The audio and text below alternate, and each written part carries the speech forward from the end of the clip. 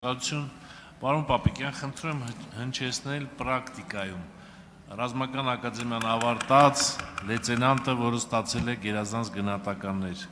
ինչքան աշխատավարձ է կանխատեսվում մոտավորապես, երբ որ անցնի ծառայության, եւ ուսումնական զորամասը ավարտած շարքային զինծառայողը, որը ուսումնական զորամասի ավարտական քննությունները հանձնել է գերազանց, մոտավոր ինչ աշխատավարձ է սպասվում, երբ որ անցնի ծառայության։ Շնորհակալություն։ Շնորհակալ եմ, պարոն Խաչատրյան, քանի որ խոսքը կարող է վերաբերել տարբեր զորամասերում եւ տարբեր մասնագիտություններով կրթություն ստացած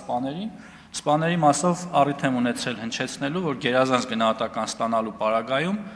ըստ ուղղվածությունների նրանց աշխատավարձը կարող է տատանվել 620,000-ից մինչև 750,000, բայց կարող ենք ունենալ ստորաբաժանումներ անգամ, որ այս 750-ից զատ, եթե անցկացնեն նաև այլ պայմաններում ծառայություններ, նրանց աշխատավարձը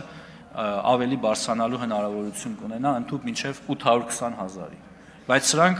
կարող են հաճախ լինել մասնավոր դեպքեր, որովհետև վերաբերելի կարող են լինել միայն այդ մարդկանց, ովքեր ունեն գերազանց առաջադիմություն եւ համընկնում են իմ նշված պայմաններին։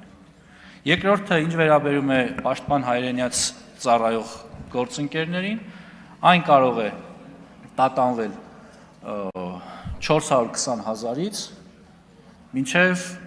550,000, բայց նաև մարտական տարբեր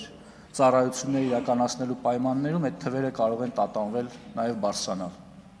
Արձագանք, համեցեք։ Չունեք արձագանք։ Ես առիթ եմ ունեցել նաև նշելու Արձագանքեք շարունակ։ Շարունակեք, պարոն Պապիկյան։ Ես առիթ եմ ունեցել նշելու, որ այսօր է զինված ուժերում կախված իրենց մարտական ծառայությունից ու նաև զբաղեցրած պաշտոնից, զորատեսակից, այսօր պաշտպան հայրենիաց ծրագրով զինծառայողներ ունենք, 700,000 դրամից ավելի աշխատավարձ են ստանում։ Ու 1-2 հոգու մասին չի խոսքը, առիթ է եղել նաև երկրի ղեկավարը թվեր է հրապարակել, դրանք կան, այդ մարդիկ գոյություն ունեն։ Շնորհակալ եմ։ Շնորհակալություն, Սերգեյ Բագրատյան, համեցեք։